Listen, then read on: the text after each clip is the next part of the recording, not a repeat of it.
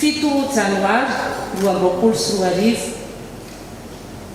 raisin'ny filoam-pirenena mivady eto amin'ny lapam-panjakana etravoany fikambanam-be amin'ny mpanao gazety eto Madagasikara. Mankasitraka indrindra tompoko ny amin'ny fandraisana anay eto anio mankasitraka ny amin'ny fanomezam-boninahitra atolotra ny mpanao gazety. Entiko amina endrika fifandraisana anankiroa ny anjara fitenenako eto amin'ny mahafilohan'ny lavitra ny mpanao gazety eto Madagasikara. Endrika fifandraisana voalohany eo amin'ny maharay aman-dreny sy zanaka. Ianareo dia ianao zany Andriamatoa filohan'ny Repoblikan'i Madagasikara sy ianao zany Ramatoa vadiny. Ianareo ny ray aman-dreny voalohany, ray aman-dreny ny vahoaka malagasy eto amin'ny firenena ao anatin'izany izay mpanao gazety. Miaraka anareo izahay tratry ny taona vaovao 2024, mirary fahasalamana, mirary soa sy fahombiazana ho anareo sy ireo rehetra akaiky anareo amin'izao tonotaona izao.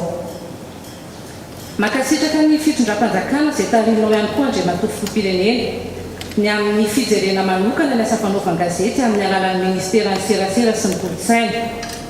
Eo ny fanomezana trano iasana ho an'ny Brao an'ny OJM sy ny trano fivoviana ho an'ny mpanao gazety sy ny fampitaovana ho amin'izany isaky ny faritra, ny fiantohana ny fanotana ny karatry ny mpanao gazety, ny nandaniana ilay lalàna amin'ny feny serasera amin'ny haino vakijery izay tiako hitondrana fiantanantana kely amin'ny maharay aman-dreny sy zanakatsika.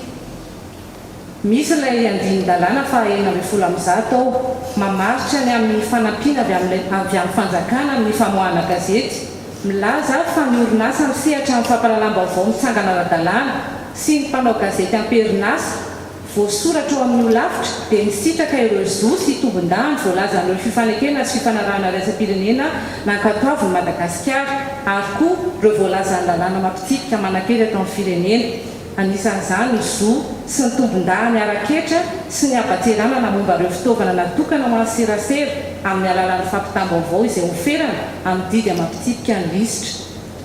Efa misy volavolana lisitra narafitry ny Braon'io lavitry ny mpanao gazety Andriamatoa filoha koa mangataka izahay ny mba hamoahana ny didy mampitsipika mifandraika amin'ity andinin-dalàna ity izay efa fampanantenana raha teo nataony eny nandritra ny fampielezan-kevitra ary irina indrina ny hatateraka azy.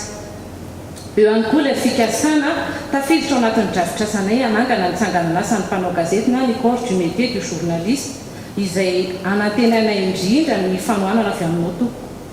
Mankasitraka sady ihany koa arak'izany izay mbola ho fanohanana heverinao atolotra sy ny fitonjovanao ny mpanao gazety rehetra tsakanavaka tompoko, indrindra moa manoloana izao valana retina iarahana miatrika izao. Endrika fifandraisana faharoa hitondrana ny anjara fitenenako eo amin'ny maha-piara-miasa. Voafehan'ny tondro-zotra-panoratany gazety esana ligne éditoriale ny mpanao gazety. Na pomby io na mpanohitra ny fitondram-panjakana dia izay no mifehy asany. Izao nefa mpiara-miasa tsy afaka misaraka ny fitondram-panjakana sy ny mpanao gazety satria manana zo fototra isitraka ny vaovao maro lafo sy feny ny olom-pirenena araka ny lalàna velona eto amintsika sy ireo fifanarahana fifanekena raisam-pirenena nankatoavin'ny Madagasikara. Ka ny mpanao gazety no miantoka izay fampisitrahana ny zo fototra izay, na manao ahoana ny fomba hitateran'ny vaovao na manao ahoana ao anatin'ny mahamatianina azy dia miankina amin'ny tondro-zotra-panoratana io. Ary eto ankasitrahany manokana anao Andriamatoa filoha mbola mampanaja hatrany ny fahalalan'ny asa fanaovan-gazety eto Madagasikara sy mampanaja ny tondro-zotra-panoratany gazety tsirairay. Izany akory tsy tokony anararaotana ka tsy anatanterahana ny asa amin'ny mahamatianina antsika mpanao gazety izay isaorako antsika raha teo ihany koa. Vinany lavitra ny mpanao gazety eto Madagasikara amin'izao efa taona fepito-piasana na voafidy anay Brao izao ny hoe mpanao gazety matianina mirahina ao amin'ny fampandrosoana journaliste professionnel uni pour le développement.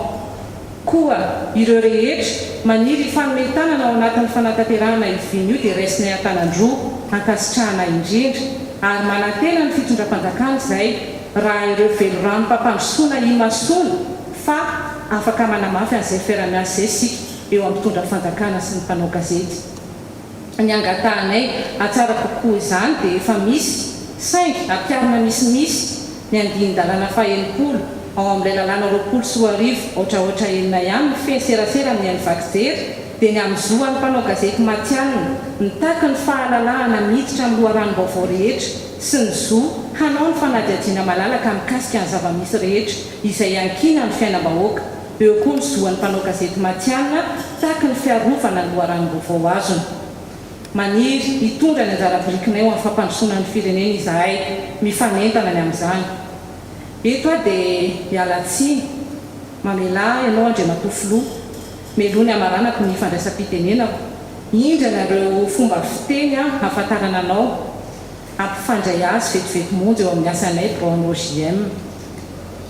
Mitodika aty amintsika amin'ny mason'izao tontolo izao zavatra tsy nisy tao anatin'ny enimpolo taona hoy ianao izay 7 janoary an'io izahay izao miampy ireo solotenanay 4 isaky ny faritra no birao faha-7 tantana ny lavitry ny mpanao gazety eto Madagasikara. Vehivavy voalohany ny tenako voafidy amin'ny toerana mahafiloha 7 ihany koa ireo tanjona manokana no faritanay ao amin'ny drafitra stratéjika ho an'ny 4 taona izay efa nampitanay taminao nampitanay taty aminao rahateo koa moa tamin'ny volana desambra 2024. Tsy hoe finonompoana akory fa misy ireo milaza fa isa masina ny isa 7 ka dia manantena indrindra ny fiara-miasa hatrany avy amin'ny fitondram-panjakana ny fanohanana avy aminareo mivady ray aman-dreny voalohany eto amin'ny firenena ny fijerenao ny vehivavy mpanao gazety ramatoa reniny malagasy ho amin'ny fiantsoroanay zany andraikitra izany mba ho tena hanana ny toerana amin'ny mahasamasina azy tokoa ny asa fanaovan-gazety eto amintsika. Amaranako ny lahateniko Andriamatofiloha ny Repoblika sy ianao ramatoa vadina isika rehetra tafavoreto dia faly izay manolotra fahatsiarovana ho anareo ray aman-dreninay fomba fanao rehefa tontaona toy izao ho mari-panajana sy fanomezam-boninahitra eo amin'ny ray aman-dreny sy ny zanaka kely tsy mendrika anareo tolorana fa ny fomanolotra sy ny firarian-tsony mameno azy avy aminay ho anareo ho salama mandrakariva aomby amin'ny asa sy ny andraikitra makadiry na voafidy iantsoroana ihany koa eto amin'ny firenena amin'izao taona vaovao zao tompoko. Samita in'Andriamanitra ho salama ahatotosany andraikitra manandrify antsika avy ho amin'ny fampandrosoana ny firenena makasitraka tokolahy makatelina toko vavy.